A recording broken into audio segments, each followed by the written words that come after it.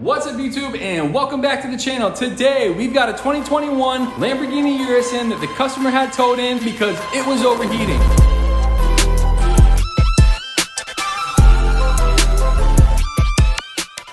I drove this car around for 2 days trying to replicate the customer's complaint that this was really overheating and I couldn't get it to overheat. We did an oil change on this car, new cabin air filter, and as soon as we go to deliver the car back to the customer, wouldn't you know it, now it starts to overheat again. We brought it back to the shop, we did some tests. What happens on these is they have a vacuum-actuated water pump. What this does is it helps the engine warm up faster, but unfortunately when it fails, it can send coolant throughout the vacuum system on the car and wreak all kinds of havoc. We took apart the vacuum system, we found coolant in the vacuum system, and that's a telltale sign that it needs a new water pump, thermostat, vacuum solenoids, and coolant to finish off the job. Now, this is a pretty big job. You have to take off the front bumper, move the condenser, move the radiator. There's a lot of steps involved with this job. We figured out you can take off the water pump on these cars without taking off the crank pulley. Most people say you gotta take off the crank pulley to get to that water pump. I haven't seen this mentioned yet, so I wanted to make a video to show you guys it is possible to replace the water pump on the 4.0 Urus engine without removing the crank pulley. We're gonna show you some tricks that we figured out how to do this job and skip a lot of steps and skip a lot of extra parts that you don't have to buy to fix this water pump on this model right here. We're gonna show you guys the steps that we took to verify the problem, how to fix the problem, and make sure that everything is good to go to turn back to the customer when we're all finished. Okay, this car is starting to irritate me just a little bit. Looks like we've got everything possible free on this radiator. We have separated the condenser for the AC and tucked it under the car so that we don't have to do a whole evac, vacuum, and recharge system with this expensive R1234 refrigerant that is flammable and I hate using it. For that reason, you know, refrigerant worked perfectly well in the past with the R134 and leave it to the automobile world to not only make something more expensive needed, but also more flammable.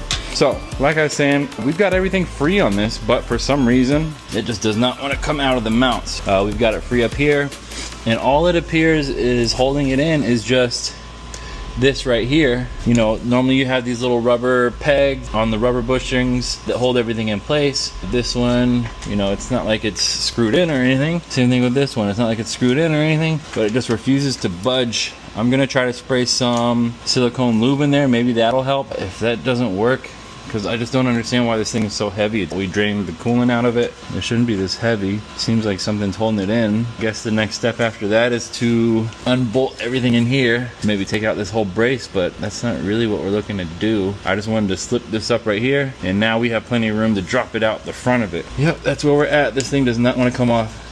It does have a little bit of movement. Maybe it's just really heavy and it doesn't want to come out. Problem is, this is plastic. I do not want to break this and have to pay for a new one. So that's where we're at. We're gonna try some lube in there and keep wiggling. Okay, I think we're gonna figure out what's holding this up. Tried spraying some silicone lube in here. This thing still does not want to come out, so I just unbolted the brace basically. So this entire thing is loose.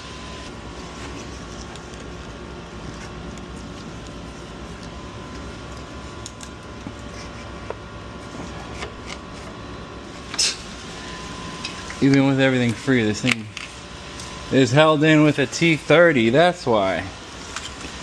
Alright, now you're making more sense. And that's why that thing does not want to come out. So, that T30 is hidden. As you can tell, there's nowhere to get to that T30 without pulling that brace out. Thank you, Lamborghini VW, for this. Like, who makes this crap? Obviously no one that has to work on it. That's just dumb. Any other radiator where you just gotta pry up this little rubber bushing out of its little slot. But of course, VW, Lamborghini, they think this thing needs to be bolted down for some reason. Thanks, guys. And this is what appears to be the only way to get these bottom bolts out of these radiator mounts. And there she is. One of the dumbest bolts I've seen all month.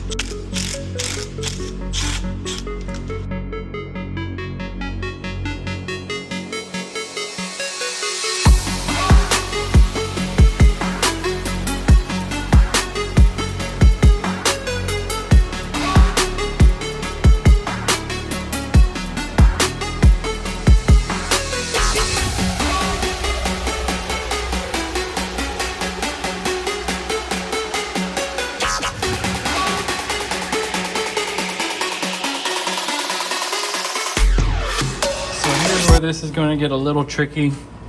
To get to these last two bolts of the water pump right here, the harmonic balancer is actually in the way. Most guys are going to pull that balancer. When you do that, you're gonna have to replace the front crankshaft seal. I might have some oil spill out. We're gonna try to avoid that. Let's see if I can fit in this little bit. No, not enough room. Because really what I wanna do is unscrew this enough to pull out the water pump. And I think I might be able to do that. Let's see what we can do on this guy. Okay, we got this first one loose. I wanted to get the camera set up in case we get this second one loose. So what I had to do is I had to destroy a T30 bit. That's why it's short like this. And this is just short enough to slip in between the crank pulley and that water pump bolt. So we're gonna try to get it out now. But this one is way too tight. What can we do? I might have to shorten this even more, but how much more can I go before this is just unusable as a bit? All right, here goes nothing.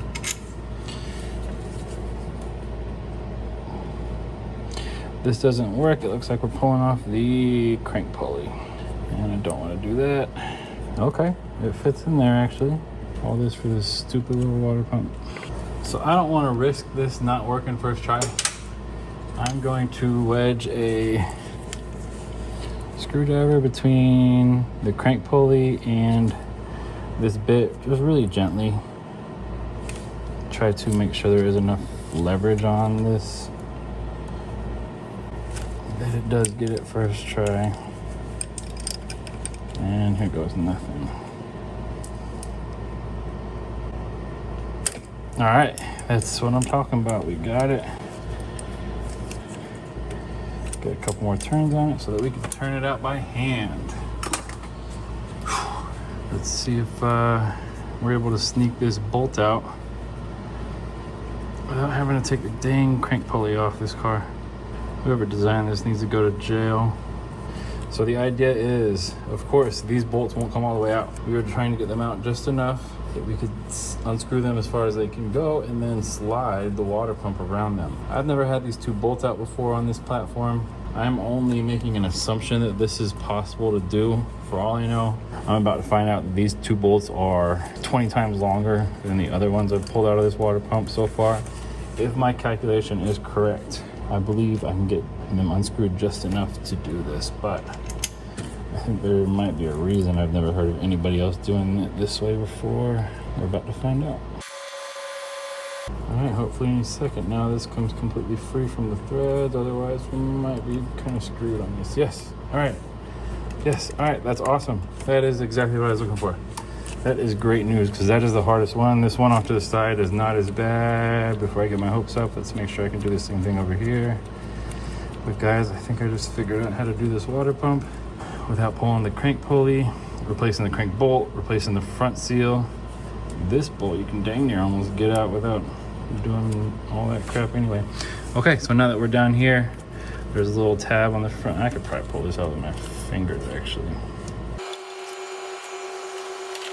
Oh, now we are just pissing oil. Awesome, that is exactly what I wanted. Happy birthday to me. Thank you so much, Audi VW, for making a water pump that pisses oil when you take it out. All right, got a rag down there just for the oil that's dripping.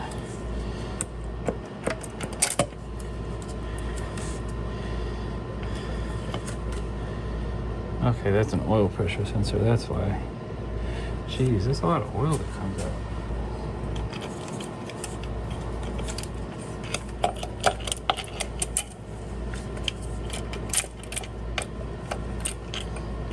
All right, there we go. And there's the proof that you can get this out without pulling the crank pulley on these cars. Just makes a huge mess. I guess you're making a mess either way because all that oil is going to do that when you pull the crank pulley and do it the long way on this job too. Okay, so going back in is pretty much the reverse order. Nothing too terribly difficult about that. Guys, look at this seal they give you. This thing is not flat. This looks like some cheap generic seal. garbage. Okay, so all of the bolts look like they're the same length, so we don't have to worry about any of that. The way that this is going to go back in is we're going to have to leave 2 bolts in there and shimmy the whole water pump in. Same way it came out. Guys, this is why I come from Mercedes. Look how the seal sits on there. It's just doesn't even want to sit flat. This thing sucks. Freaking Volkswagen part going on a Lamborghini. That's part of it.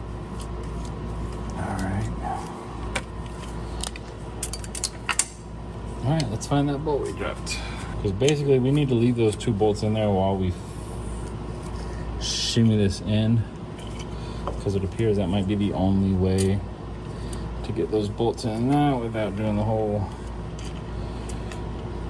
crank pulley process. See, already I'm able to get those bolts behind the crank pulley, so we're on the right track. Did that just fall in place?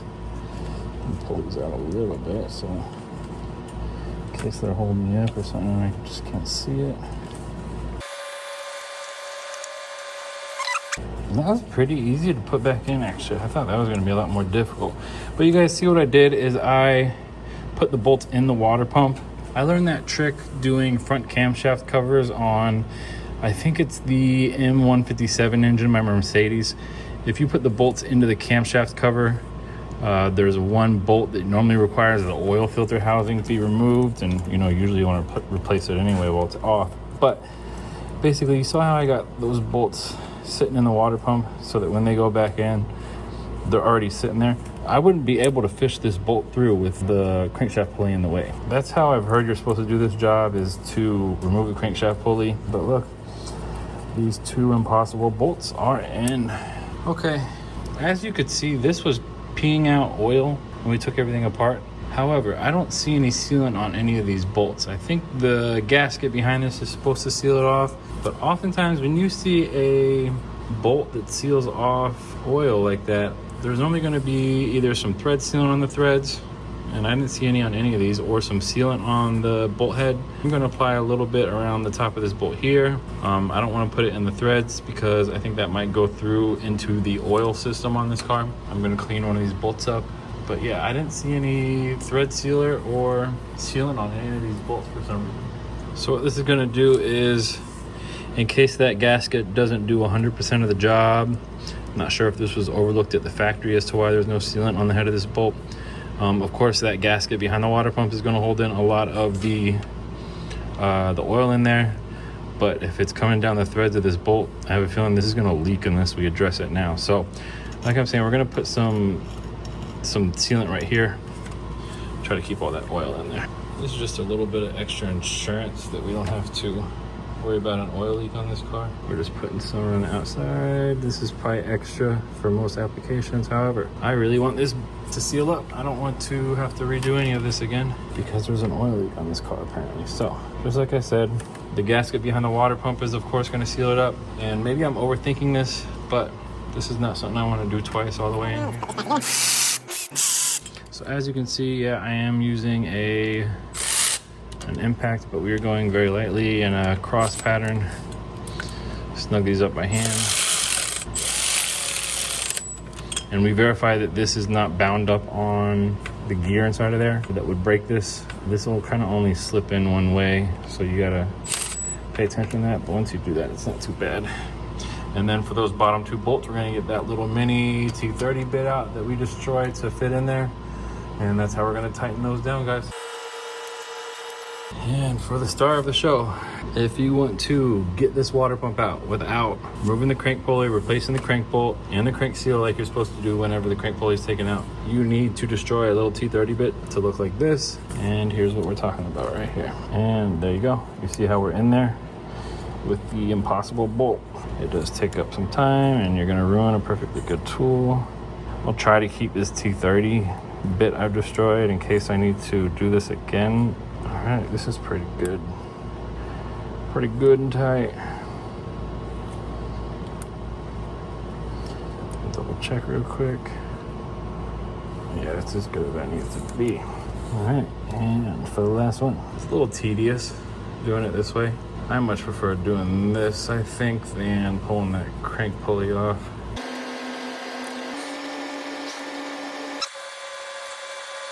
All right, new water pump is in, gasket is in.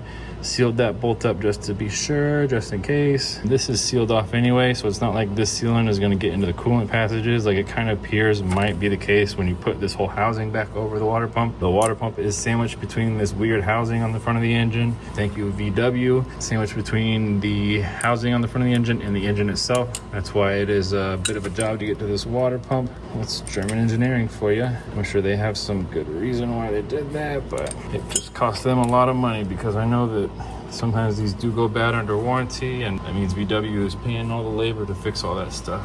So reinstallation is the reverse. Water pump goes in. Make sure you get a little movement on this. That's how I know that the cam gear on the back of this is not locked up. There's new seals for this, new seals for that, new seals here, new seal here. The whole thing goes back on the front. We're gonna wipe this down a little bit. If you're wondering what this bag is over the alternator, when you disconnect this coolant pump housing here, this is going to dump out water. A lot of guys will just let the coolant fall right into the alternator. Coolant is not good for an alternator, guys. It's as simple as a plastic bag from Walmart over the alternator right there. You could save an alternator.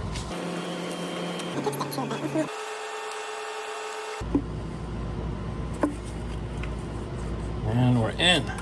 I lubricated each seal so that I know that we're on there pretty good. The seals didn't get bound up or anything. I have no doubts about that. Let's talk about another tips and tricks, guys. As you will see, not all of these are the same length. It's not too hard to figure out. Now that I have them all in front of me, I realize that it's just the ones in the middle that are the longest, which makes a lot of sense. But when I was taking this apart, because it's my first time taking it apart, I didn't know what length screw is going to go in which hole. If you put too long of a screw, like let's say we put one of these long screws in through here, you are actually very likely to bust a hole in the cylinder head, and this thing might need an engine. Keep that in mind when you're taking stuff apart, especially for the first time. You don't know which screw goes where. Make yourself a little cheat sheet. This is the rough orientation of where each bolt goes on this, so that I know where they go when they're done. So based off my cheat sheet, I know that this is gonna be one of the long ones. And look at that, perfect fit. I'm gonna get that in before you get too far and forget, and then it is nearly impossible to get this in. I almost didn't think about putting this back in, I will admit. For my cheat sheet, I got a long bolt here, and we're on the last long bolt. Let me guess, it goes bolt hole in here. All right, last 3 bolts, and we are not confused or worried about where they go because of the cheat sheet. You see where I'm going with this, guys? What was it, an extra 30 to 60 seconds to make a little cheat sheet? I knew where each one of these bolts go. I didn't have to write it down. I didn't have to check the service manual. Nothing crazy. Put it back the way you found it. Or if you can, put it back better than the way you found it. All right.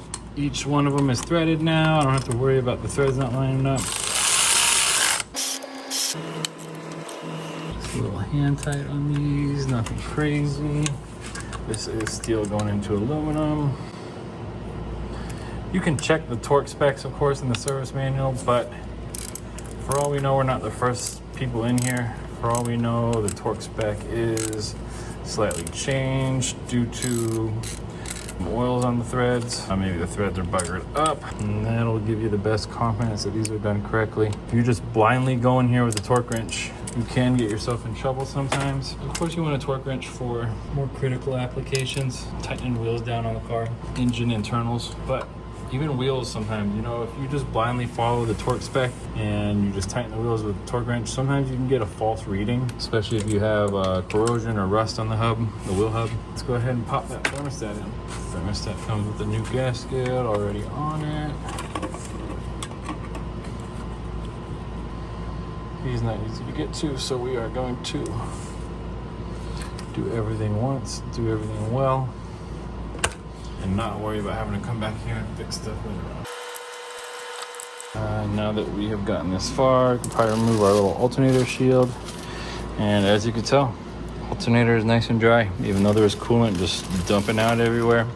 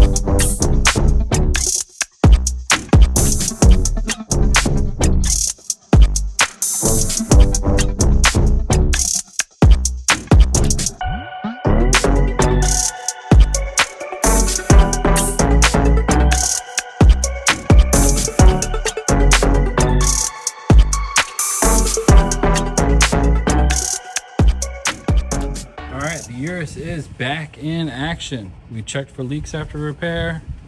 No leaks. Running good. Topped off all the fluids a couple times. We're gonna take this thing for a little car wash and time to deliver it back to the customer. But altogether, successful repair. Mission accomplished. This Lamborghini is no longer overheating.